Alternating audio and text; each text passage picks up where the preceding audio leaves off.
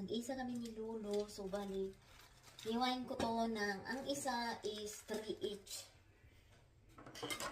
Para masarap. Ganyan ang hiwa niyan guys, diba? Morcon. Uy, morcon. Yeah. So, ihulog ko na siya dyan. Ayan, ang morcon ng ate ko.